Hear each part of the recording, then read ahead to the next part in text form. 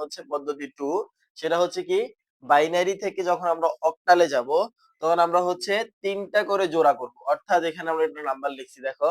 এই নাম্বারটা বলতে আমরা এখানে যখন বাইনারি, এই নাম্বারটা বাইনারি 0 আর 1 ছাড়া এখানে কিছু নাই। আমরা এটা হচ্ছে কিসে আছে, বাইনারিতে আছে।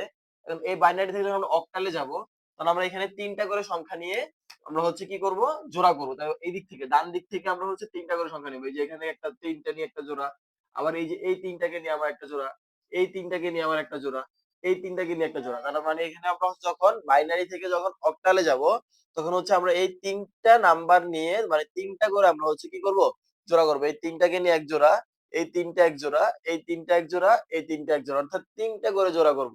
জাস্ট সিম্পল হিসাব। বাইনারি থেকে অক্টালে যাব আমরা হচ্ছে 3টা করে জোড়া করব। বাইনারি থেকে হেক্সাডেসিমাল করব তখন আমরা হচ্ছে 4টা করে জোড়া করব। অর্থাৎ ডান দিক থেকে আমরা এখানে এই 4টাকে নিয়ে একটা জোড়া, এই 4টাকে নিয়ে আমাদের একটা জোড়া, এই 4টাকে নিয়ে আমাদের একটা জোড়া। তার মানে হচ্ছে যখন বাইনারি থেকে হেক্সাডেসিমালে যাব তখন হচ্ছে 4টা করে জোড়া করব।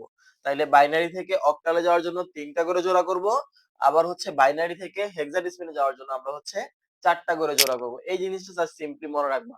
আবার ঠিক উল্টা কাজটা যখন তুমি অক্টাল নাম্বার থেকে বাইনারিতে নিবা তখন হচ্ছে একটা অক্টাল নাম্বারের জন্য তোমার 3টা করে বাইনারি নাম্বার লিখতে হবে। ওই উল্টা কথাটা এখানে।